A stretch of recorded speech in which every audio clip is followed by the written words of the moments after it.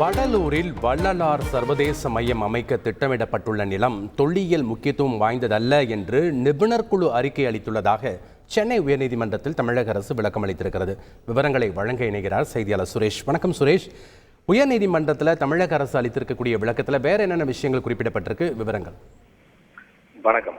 வடலூர் வள்ளலார் சத்தியஞான சபையில் வள்ளலார் சர்வதேச மையம் அமைப்பதற்கு எதிர்ப்பு தெரிவித்தும் ஆதரவு தெரிவித்தும் தாக்கல் செய்யப்பட்ட வழக்குகள் நீதிபதிகள் சுரேஷ்குமார் மற்றும் சவுந்தர் அடங்கிய சிறப்பு அமர்வில் இன்றைக்கு விசாரணைக்கு வந்தன. அப்போது தமிழக அரசு தரப்பில் ஆஜரான தலைமை வழக்கறிஞர் PS ராமன், தமிழக அரசு 99 கோடி ரூபாய் செலவில் அமைக்க உள்ள இந்த சர்வதேச வள்ளலார் சர்வதேச மையத்துக்கு தேவையான சுற்றுச்சூழல் அனுமதி, மாசு கட்டுப்பாட்டு வாரிய அனுமதி, நகரமைப்பு திட்ட அனுமதி உள்ளிட்ட அனைத்து அனுமதிகளும் பெறப்பட்டுள்ளதாக கூறி அது தொடர்பான அறிக்கையை தாக்கல் செய்தார்.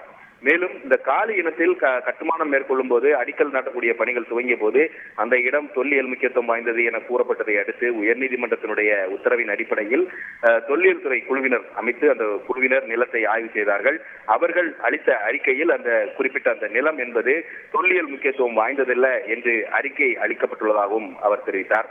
இதைத் தொடர்ந்து நீதிபதிகள் மனுதாரர்கள் தரப்பு வழக்கறிஞரை பார்த்து, இந்த ஜோதி தரிசனத்துக்கு இடையூறு இல்லாமல் கட்டுமானங்கள் மேற்கொள்வதில் என்ன ஆட்சேபம் இருக்கிறது, அதன் மூலமாக பக்தருடைய உரிமை எப்படி பாதிக்கப்படுகிறது என்ற ஒரு கேள்வியை மனுதாரர்கள் தரப்புக்கு எழுப்பினார். இதற்கு பதிலளித்த மனுதாரர் தரப்பு, வள்ளலார் எழுதிய திருவருட்பா பாடல்களில் கூட ஜோதி தரிசனத்துக்காக பெருவழியை அப்படியே வைத்திருக்க வேண்டும் என்று குறிப்பிட்டிருக்கிறார். அது சம்பந்தமாக நிபுணர் குழுவை அமைத்து ஆய்வு செய்து கொள்ளலாம் என்றும் தெரிவித்தனர். மேலும் இந்த சர்வதேச மையத்தை வேறு இடத்தில் கட்டிக்கொள்ளலாம் எனவும் மனுதாரர்கள் தரப்பில் தெரிவிக்கப்பட்டது. 100 ஆண்டுகளுக்கு மேலான இந்த கோவில் தொல்லியல் முக்கியத்துவம் வாய்ந்தது என்பதால் அதை பாதுகாக்க வேண்டும் என்றும் அவர்கள் தெரிவித்தார்கள்.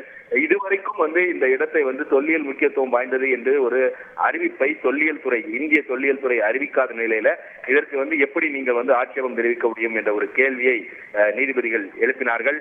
மேலும் இந்த வழக்கில் இன்றைக்கு வாதமானது முடிவடையாத காரணத்தினால் இந்த வழக்கின் விசாரணையை ஆகஸ்ட் 22ஆம் தேதிக்கு நீதிபதிகள் தள்ளி வைத்திருக்கிறார்கள். நன்றி சுரேஷ், உங்களுடைய தகவல்களுக்கு. செய்திகளை உடனுக்குடன் தெரிந்து கொள்ள உடனே சப்ஸ்கிரைப் பண்ணுங்க.